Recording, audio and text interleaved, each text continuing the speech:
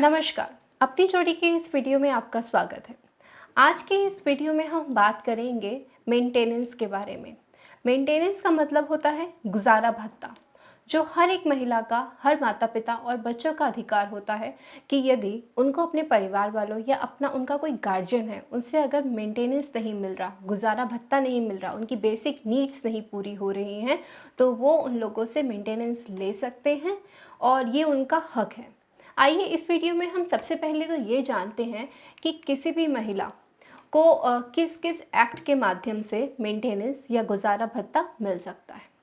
सबसे पहला जो है वो है सेक्शन 20 ऑफ डीवी एक्ट, जो domestic violence of protection of women है। ये जो एक्ट है इसके तहत भी जो महिला है उसको गुजारा भत्ता मतलब मेंटेनेंस मिल सकता है। कैसे? ये जो एक्ट है इसके अंदर कैसे मैटर्स आते हैं, डीवी के अंदर मैटर्स आते हैं घरेलू हिंसा के। घरेलू हिंसा कई प्रकार की होती है, शारीरिक, मानसिक या किसी भी तरह से किसी भी औरत का शोषण होना, उसको उसके महीने का अधिकार मतलब उसके महीने का गुजारा भत्ता या जो उसकी बेसिक नीड्स हैं, अगर वो उसको कोई उसके फैमिली वाले उसका हस्बैंड ना पूरा कर रहा हो, वो भी एक तरह के का शोषण है। तो इस एक्ट के अंदर जब वो सेक्शन 20 के अंडर केस फाइल करती हैं तो उसके अंदर उनको मॉनेटरी रिलीफ मिलता है। उनको ये एक्ट जो होता है किसी भी महिला को उसके घर में रहने का अधिकार देता है कि कोई भी उस महिला को उसके घर से नहीं निकाल सकता। आए दिन आपने बहुत सारे मैटर सुने होंगे, बहुत केस सुने होंगे जिसके अंदर महिला को घर से निकाल दिया गया हो, उसके सास ससुर ने निकाल दिया, उसके पति ने निकाल दिया, या फिर अगर सास ही हैं तो उनके बेटा बहू ने उनको घर से निकाल दिया है। तो इस एक्ट के अंतर्गत आपको मॉनेटरी रिलीफ भी मिलता है। तो इस एक्ट के अंदर आपको मॉनेटरी रिलीफ भी मिलता है, आपको अपनी जगह पे रहने का अधिकार भी मिलता है। चलिए अब दूसरे एक्ट के बारे में बात करते हैं, वो है सेक्शन 125 सीआरपीसी का।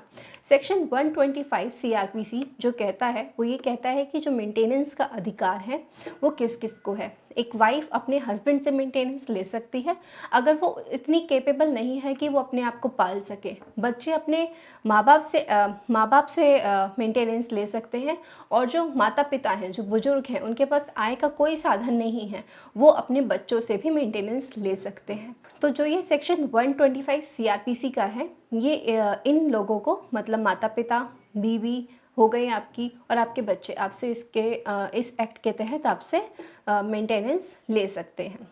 तीसरा बात करते हैं जो है सेक्शन 24 और 25 ऑफ हिंदू मैरिज एक्ट। हमारे देश में कई सारे कानून हैं जिनके आधार पर मैट्रिमोनियल केसेस जो होते हैं वो फाइल होते हैं, लेकिन बहुत से ही ऐसे कानून हैं, बहुत कम ही कहेंगे उसको, जो पति और पत्नी दोनों को मेंटेनेंस का अधिकार देते हैं। जो हमारे देश के मेजॉरिटी ऑफ लॉज हैं वो वाइफ के फेवर में होते हैं। हमारे पर्सनल लॉज के अंतर्गत कपल के लिए जितने भी लॉज हैं वो बहुत ही प्रैक्टिकल हैं और वो रियलिस्टिक हैं। ऐसा नहीं है कि मतलब कुछ भी थ्योरेटिकल बातें लिखी गई हैं कि ये होना संभव ही नहीं है। खासकर जो मैट्रिमोनियल और पर्सनल लॉज के अंदर है वो बहुत ही प्रैक्टिकल चीज़ें हैं, वो पॉसिबल होता है। और डे टू डे हम कोर्ट में देखते हैं कि बहुत सारे केसेस जो मेंटेनेंस और मतलब जो फैमिली मैटर्स के जो केस होते हैं उनमें रिलीफ मिलता है। अब हम बात करते हैं जॉइंट हिंदू फैमिली की। जॉइंट हिंदू फैमिली में जो हेड ऑफ़ द फैमिली है उनकी ये ड्यूटी होती है कि वो फैमिली मेम्बर्स को अच्छे से रख सकें, उनका पालन पोषण अच्छे से कर सकें, उन्हें मेंटेन करें।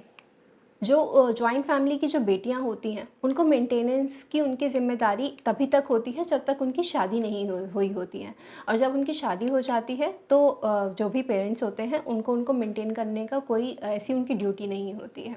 एक वाइफ अपने हस्बैंड से मेंटेनेंस लेने के लिए एंटाइटल होती है, और जो मदर है, जो माँ है जॉइंट हिंदू फैमिली में या कहीं या अन्य फैमिली में भी, वो अपने बच्चों से मेंटेनेंस ले सकती हैं। जो विडो हैं वो भी मेंटेनेंस क्लेम कर सकती हैं, लेकिन यदि उन्होंने जिस मोमेंट उन्होंने दूसरी शादी करी, रीमैरिज करी, उनका ये जो मेंटेनेंस लेने का अधिकार होता है वो पूर्ण रूप से ख़त्म हो जाता है। अब बात करते हैं कि जो मेंटेनेंस का अमाउंट कितना होता है, क्या होता है। तो जो मेंटेनेंस का अमाउंट है वो डिपेंड करता है फैमिली के स्टेटस पर, जो मेंटेनेंस क्लेम कर रहा है उसकी नीड पर, उसकी क्या एज है, उसको किस तरह के मेंटेनेंस की ज़रूरत है। अब बात करते हैं कि यदि कोई वाइफ़ अपने हस्बैंड से मेंटेनेंस क्लेम करती है, तो उसका क्या प्रोसीजर होता है? देखिए, अगर कोई वाइफ़ अपने हस्बैंड से मेंटेनेंस क्लेम करती है, तो उसके काफ़ी सारे ग्राउंड्स होते हैं कि वो किन ग्राउंड्स पे कर रही है, या फिर वो सच में कैपेबल है कि नहीं है खुद को पालने में, अपने बच्चों को पालने में।